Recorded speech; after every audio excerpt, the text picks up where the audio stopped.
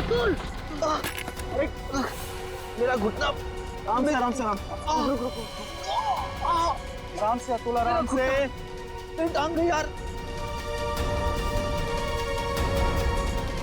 अबे वो सेट पड़ा है, इसे उधर ही बिठाते। चलो स्टेशन में। अबे बाइक चलाना छोड़ दे, तुझे नहीं आती बाइकिंग। बहुत दर्द हो रहा है यार, बस बहुत होगा। हो रहा है। चल आराम से आराम से लेके आ जाओ। आराम से आराम से। अरे यार ये क्या है? आराम से।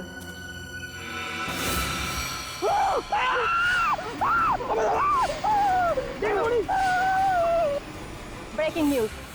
जैसा कि आप देख सकते हैं, हम मुंबई से लगभग 80-90 किलोमीटर दूर इस सुनसान इलाके में कॉटेज के पास खड़े हैं, जहां शोबिस के मशहूर कोरियोग्राफर अभिमन्यु, दीपानेता और जे का खून हो गया है। हम आपको बता दें, ये तीनों कोरियोग्राफर मुंबई के सबसे मशहूर डांस शो को जज कर रहे थे। आप देख सकते हैं सीआईडी ऑफिसर यहाँ मौजूद है और हमें अंदर जाने से रोक रहे हैं। इन तीनों के सिर्फ गले कटे हुए, बाकी इनके शरीर पर कहीं कोई हाथापाई का निशान नहीं है। ये बात तो है। कहीं ऐसा तो नहीं है कि खूनी ने पहले इन्हें बेहोश किया, उसके बाद इनके गले काटे? हो सकता है, बिल्कुल हो सकता है। ये अजीब जगह ढूंढी है यार। कुछ मतलब कुछ है ही नहीं, सिर्फ जंगल ही जंगल है।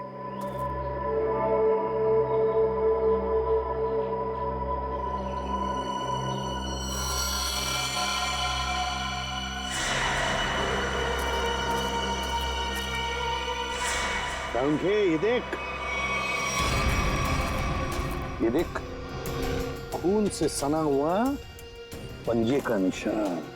हाँ,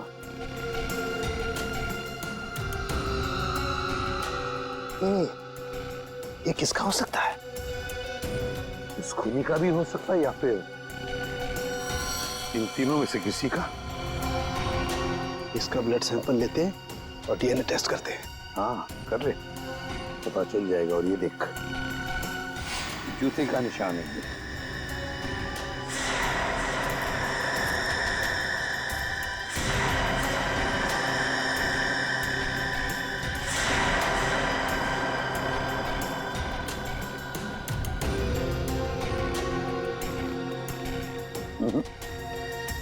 इन तीनों में से तो किसी की जूते के एड़ी का निशान नहीं है। लेकिन बॉस, ये जूते का निशान किसका हो सकता है?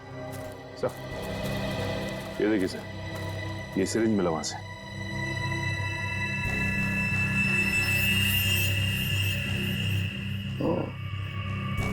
तो कहीं इसी सिरिंज में से तो वो बेहोशी की दवा नहीं दी गई इन तीनों को? Guys get ready, final round की रिहर्सल का टाइम हो गया। एपिसोड कल शूट होगा, लेकिन उसके लिए मुझे तुम सब लोगों को बहुत ही अच्छी तरीके से तैयार करना है। Okay, so what are you waiting for? Quick, come on, please.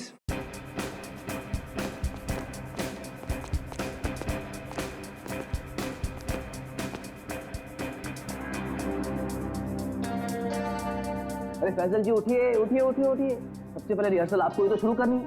आखिर आप हमारे शो के स्टार जो हैं, और याद है ना, इसके बाद हमको एड फिल्म की शूटिंग में भी जाना है। उठिए उठिए उठिए, शेड्यूल बहुत टाइट है। कमान कमान कमान।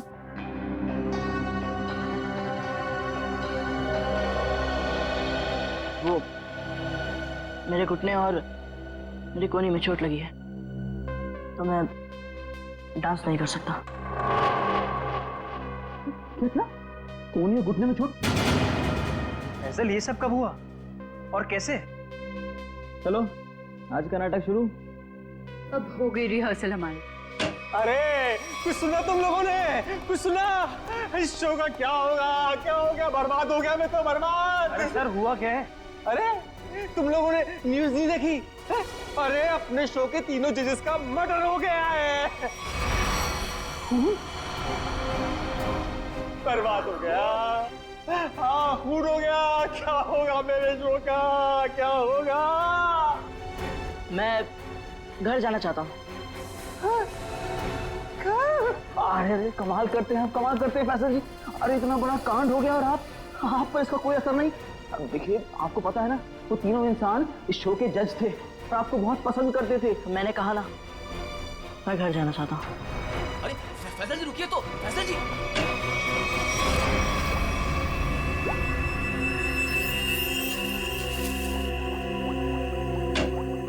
आसान के चल बता। यार कमाल है यार, है? तुम लोग को कैसे पता चल जाता है कि हमारी जांच पूरी हो गई है? एन वक्त पर धमक जाते हो यार तुम लोग। वो क्या है ना सारुण के कि इतने साल तेरे साथ काम करने के बाद हम समझ जाते हैं। Oh my God. अरे सालों की बात छोड़िए सर, थोड़े समय के लिए भी, लेकिन अगर आदमी साथ साथ काम करे ना तो ट्यूनिंग हो ही जाती है। हाँ ट्यूनिंग, ट्यूनिंग। काम की बात करें? वो हाँ काम की बात, यस।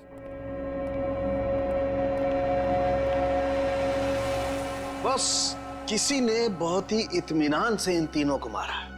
गले की सिर्फ उस नस को काटा है जिससे जिंदगी के तार जुड़े होते हैं। ये देखो, आप देख रहे हो, तीनों के गले पर एक ही जगह एक ही जैसा घाव का निशान। इन तीनों के खून में मुझे सोडेन और टुफेन नाम की दवाई के अंश मिले, जो कि बेहोश करने वाली बहुत तेज असरकारक दवा है। और सर, इन तीनों के कपड़े और जूतों से मिली रेत से ये पता चलता है कि उस सुनसान शेड में आने से पहले ये लोग किसी समंदर के किनारे गए थे। तो मतलब उस आदमी ने इन तीनों को समुद्र के किनारे से अगवा किया, फिर मुंबई से दूर उस शेड में बंद किया, वहां पर इन तीनों को बेहोशी का इंजेक्शन लगाया और फिर गला काट दिया। बिल्कुल बॉस। और सबसे ज्यादा चौंकाने वाली बात जो है वो इस लिफाफे में है। शेड में आप लोगों का जो शक था वो एकदम सही निकला।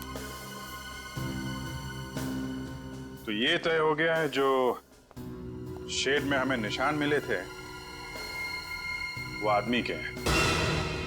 अब पता ये लगाना है सर कि वो खूनी का है या फिर इनके जैसे किसी विक्टिम का। जो भी हो अभिजीत, विक्टिम हो या खूनी, लेकिन निकल गया है वहां से और अभी भी जिंदा है। अब आगे की कहानी वही बताएगा हमें, ये चौथा आदमी। सर सारंगे साहब ने बताया कि वो बेहोशी की दवा उस चौथे आदमी के शरीर में भी है। फिर तो वो चौथा आदमी सर विक्टिम ही होगा। और अभिजीत, ये जो बेहोशी की दवा है वो शरीर में काफी देर तक रहती है, तो हम उसे। हाँ सर, अगर वो आदमी उस डांस शो से जुड़ा हुआ है तो हम वहां जाके पता कर लेंगे। हाँ? अरे नहीं सर, वो लोग तो अच्छा म्यूजिक बजाते, बहुत बढ़िया डांस करते। मेरी वाइफ तो उस शो की इतनी बड़ी फैन है कि बार बार रिपीट टेलीकास्ट देखती रहती है। अरे फ्रेडी, उस शो की चकाचौंध के पीछे क्या चल रहा है किसे क्या पता। वो तीनों लोग उस शो को जज कर रहे हैं तो तीनों मारे गए। सर, हाँ सर, तीनों विक्टिम्स ने जो फोन कॉल किए थे उनके फोन की आखिरी लोकेशन जूह सर्कल थी। उसके बाद कोई मूवमेंट नहीं हुई सर। फोन की आखिरी लोकेशन जूह सर्कल? और अभिजीत, जूह के समुद्र का किनारा तो वहां से बिल्कुल नजदीक है। सर उनके कपड़ों और जूतों पर रेत वहीं से आई होगी। अभिमन्यु जे दीपन नेता, इन तीनों के फोन का आखिरी लोकेशन जूह सर्कल था और फिर उनके कपड़ों पर और जूतों पर रेत मिली थी, समुद्र की रेत। और ये टापू, ये जूह बीच, उस जगह से बिल्कुल करीब है। यहीं पे पूछताछ करते हैं। नसीब की बात है सर, लोग यहाँ चौपाटी घूमने आते हैं और हम लोग यहाँ इंक्वायरी करने आते हैं। और नहीं तो क्या सर, ड्यूटी पे एक बर्फ गोला खाने को नहीं मिलता है। सचिन, काम करो, ये केस खत्म हो जाने के बाद इन दोनों को यहाँ समुद्र में 4-5 घंटे तैरने की प्रैक्टिस करवाओ। अरे नहीं सर। चलो काम पर लगाओ, गोला खिलाता हूं अभी।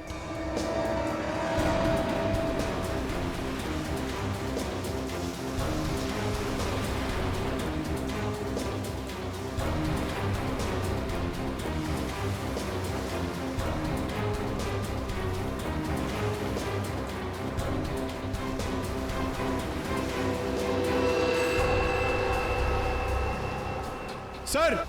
हाँ, क्या है पंकज? सर, इस आदमी के गले में चेन देख रहे हैं सर? हाँ सर, ये डांसिंग शो के जज जेजे के गले में मैंने देखी थी सर। जेजे के गले में? हाँ सर।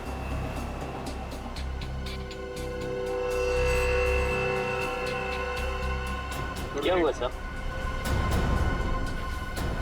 सर, आप लोग मुझे ऐसे क्यों देख रहे हैं? वो क्या है ना, तुम्हारे गले में ये जो चेन है ना, वो पसंद आई है, हमें बहुत पसंद आई है। चेन देख, भागने की कोशिश नहीं। सीआईडी के सामने खड़े हो तुम, जो कोई पूछा जाए उसका सच सच जवाब दो बस। ये चेन तुम्हारे पास कहां से आई? मैंने कुछ नहीं किया साहब, उस औरत के गुंडों ने तो मुझे पहले ही भगा दिया था साहब यहाँ से। मैं यहाँ से कल घर जाने की तैयारी में था, तभी देखा कि 3 बड़े लोग जो टीवी में आते हैं उस औरत से बात कर रहे थे साहब।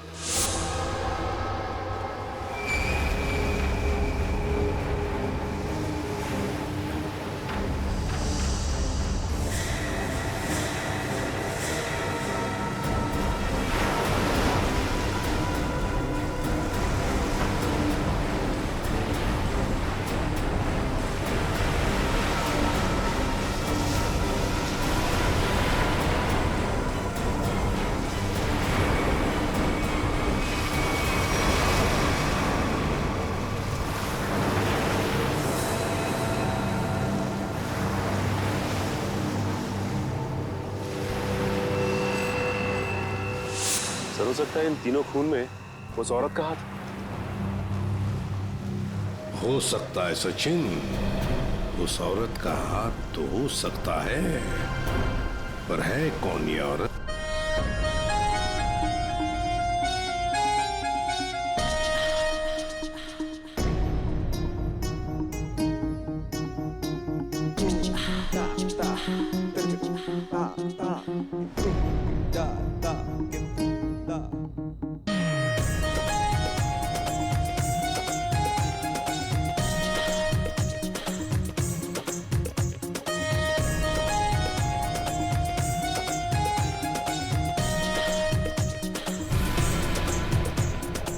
एक मिनट प्लीज,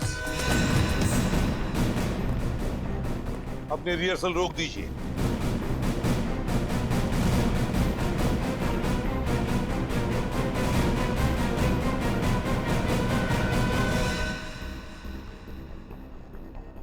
मानिकलाल जी, जहां पर आपके पहले 3 जजेस की हमें लाशें मिली हैं, उस सुनसान शेड में, वहां पर हमें पता चला कि एक चौथा आदमी भी मौजूद था। उसके कुछ निशान भी मिले हैं और उन तीनों के साथ साथ उस चौथे आदमी को भी वो बेहोशी की दवा दी गई और हमें शक है कि वो चौथा आदमी आप में से ही कोई है। इसीलिए आप सबका ब्लड एग्जामिन किया जाएगा, तो कोऑपरेट करना प्लीज। सुनिए, मैं कोई ब्लड टेस्ट नहीं करवाऊंगा।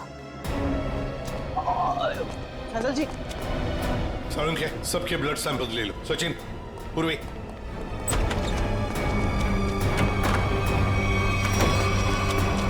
फैसल जी बात तो सुनिए, खोलिए खोलिए प्लीज। फैसल जी, फैसल भाई दरवाजा खोलिए। मैंने कुछ नहीं किया साहब। फैजल, फैजल बेटा दरवाजा खोलो। फैजल, फैजल मेरी बात सुनो, मैं एसीपी प्रद्युमन बोल रहा हूँ बेटा, तुम्हारी मदद करने आया हूँ। देखो, तुम्हारे साथ जो कुछ भी हुआ है मुझे साफ साफ बताना, फिर आगे देखते हैं क्या करना है, ठीक है ना? लेकिन तुम्हें कोई नुकसान नहीं पहुंचाएंगे हम, ठीक है? नहीं, मैं दरवाजा नहीं खोलूंगा।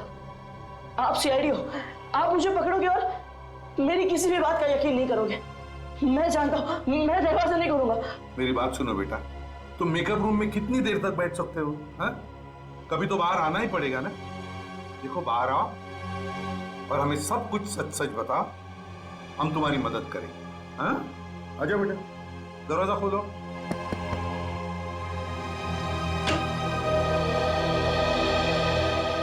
हाँ, आजा बेटा, चलो। अब बताओ बेटा, क्या हुआ था तुम्हारे साथ? सब कुछ बताओ। मैं वो चौथा इंसान हूँ जो उस रात हमारे तीनों जजेस के साथ उस शेड में था। मेरे ब्लड में भी आपको वही ड्रग मिलेगा सर। और ये देखिए, ये वही कटा निशान। मुझे तो लगा कि मैं मर गया, पर मैं बच गया था। अच्छा एक बात बताओ बेटा, तुम और वो तीनों जजेस वहां पहुंचे कैसे? मैं ये शो छोड़ना चाहता था सर, क्योंकि आगे बढ़ने के लिए मैं इंडिया से बाहर जाना चाहता था, पर इस शो की वजह से, इन स्पॉन्सर्स की वजह से मैं जा नहीं पा रहा था। यही बात डिस्कस करने के लिए मैं अपने मेंटर जेजे सर के स्टूडियो गया था। इतनी हिम्मत आ गई तुम्हें? How dare you! एक तो यहाँ चली आई और ऊपर से ये तेवर। मैं तुम्हें पहले भी समझा चुका हूं कि मेरे सामने गिड़गिड़ाने से तुम्हें कुछ नहीं मिलने वाला।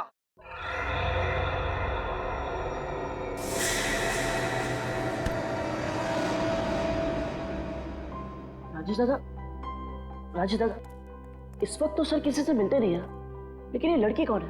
और ऊपर से सर इतना भड़क रहे हैं उस पर।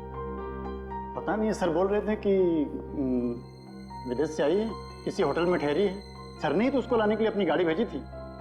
छोड़िए ना फैजल बाबा, मैं आपके लिए पानी लाता हूँ। लीजिए सर। Thank you.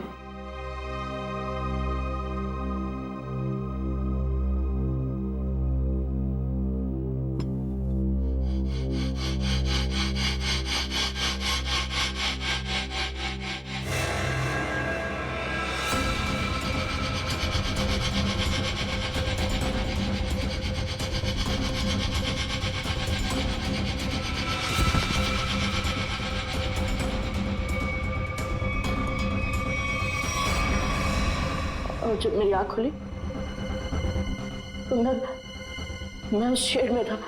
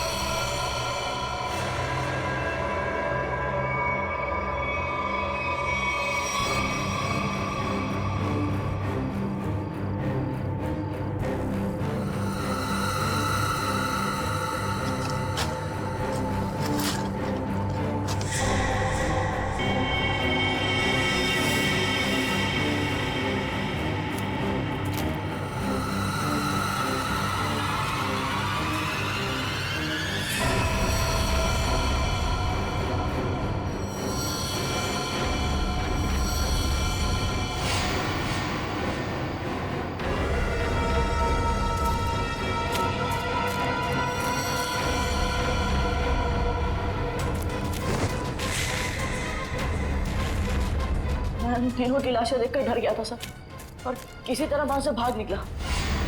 मेरी ऐसी हालत नहीं थी कि मैं ये बात किसी को बता पाऊं, और अगर बताता भी तो कौन यकीन करता मेरा। इसलिए मैं आप लोगों से छिप रहा था। हमारे पास चले आते हैं, है ना? चल कोई बात नहीं, ये तो तुम्हारी तकदीर अच्छी थी कि तुम बाल बाल बच गए। लेकिन देखना, उस खूनी को हम जरूर पकड़ेंगे, छोड़ेंगे नहीं उसे। और तुम्हें जो मदद चाहिए हम सब करेंगे, ठीक है? चल।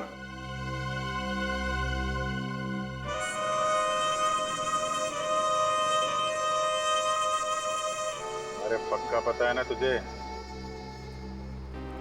हाँ साहब, आज सुबह मेरे आदमी ने उसे यहीं देखा था। कल से मैं भी नजर रख रहा हूं, मगर अब तक वो यहां नजर आया ही नहीं।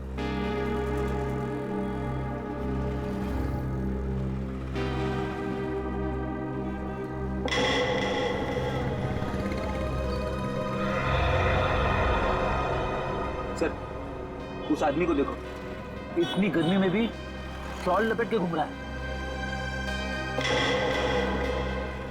ये राजेश तो नहीं? पकड़ लूं क्या? नहीं, पकड़ो मत, हल्ला गुल्ला मच जाएगा। अगर राजेश नहीं हुआ ना तो राजेश चौकन्ना हो जाएगा। शॉल लपेट के घूम रहा है ना, तुम भी लपेट लो इसे।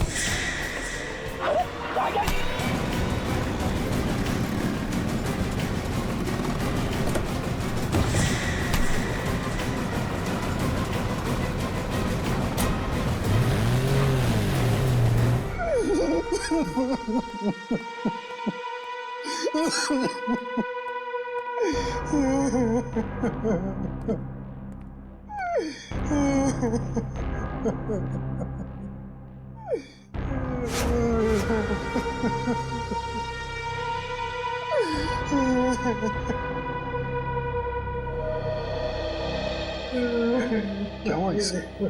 इतनी सारी चोटें कैसे आ गई? वो ये भाग रहा था सर, तो भागते भागते गिर गया। अच्छा, अब मान लिया सर इसने। फैजल को बेहोशी की दवा इसी ने दी थी। क्या नाम है तुम्हारा? राजेश। राजेश नाम है मेरा। राजेश, तो फिर राजेश शुरू से आखिर तक बताओ कि तुमने क्या किया था, और फिर उस लड़की का भी राज बताओ जो जे स्टूडियो में आई थी। सच सच बताओ।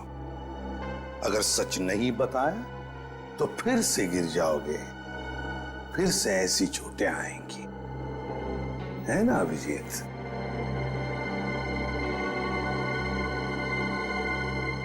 सर, मेरी तो बस इतनी सी गलती है, बस इतनी सी गलती है कि उस लड़के की बात मानकर मैंने फैजल को पानी में ड्रग मिला कर दिया, और इसके बदले में उसने मुझे 15,000 रुपए दिए थे। और ये लड़की है कौन? ये लड़की जिसके बारे में तुम भी बता रहे हो, उस मछुआरे ने भी बताया और फैजल ने भी। आप तो उसे मिले होंगे सर। कहाँ मिले मुझसे? डांस शो के सेट पर।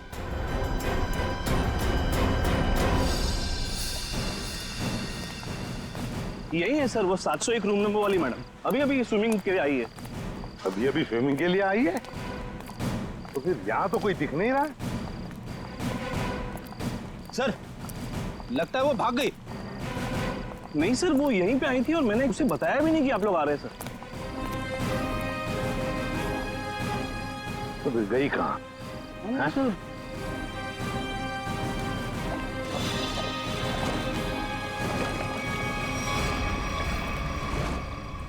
चलो होटल में देखते हैं।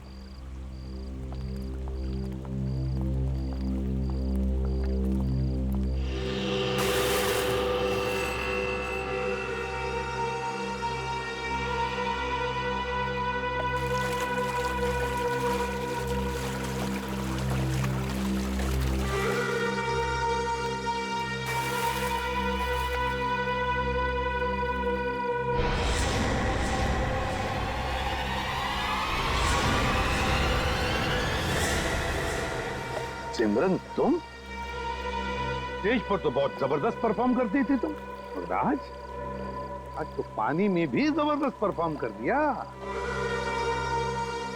अच्छा हुआ आप बड़ी जल्दी पानी से बाहर आ गई, नहीं तो सर्दी जुकाम हो जाता और अपना गुनाह भी कबूल नहीं कर पाती।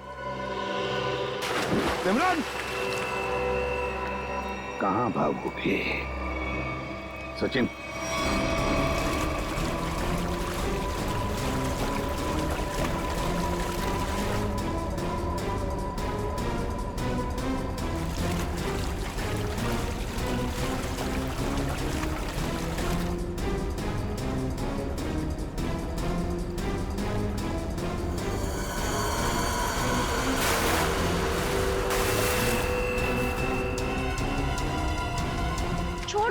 छोड़ दो मुझे।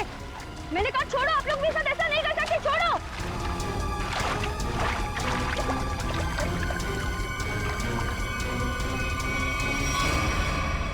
सिमरन कुमार, फैजल की बात की दूसरे नंबर की सफल प्रतियोगी। ये डांस कंपटीशन जीतने के लिए तुमने क्या कर दिया? कंपटीशन के तीनों जजेस को मार डाला, और अब तुम फैजल को मारने निकली हो। मैं तो पकड़ी गई, लेकिन फैजल भी नहीं बचेगा। क्या? एक मिनट, क्या किया तुमने उसके साथ? मुझे जो करना था मैंने वो कर दिया। उसकी परफॉर्मेंस है ना आज, अब आप भी उसे नहीं बचा सकते। अच्छा, तो फिर देखते रहना, फैजल को हम कुछ नहीं होने देंगे।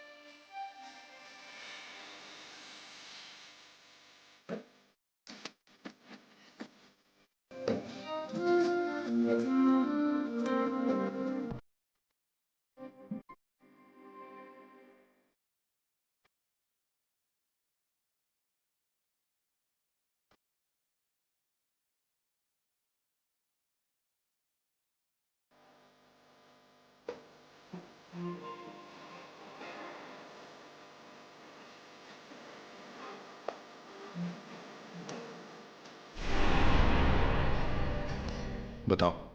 वो रहा सर, वो फैजल के ऊपर जो स्टार बना है वो कभी भी गिर सकता है। My God!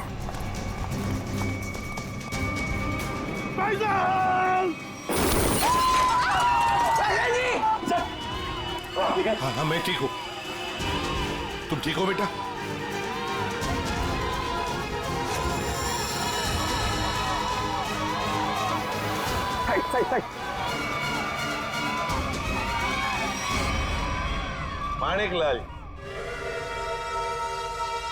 Maniklal ji, dance show में तो बहुत नचा लिया लोगों को, अब जरा खुद भी नाचिए।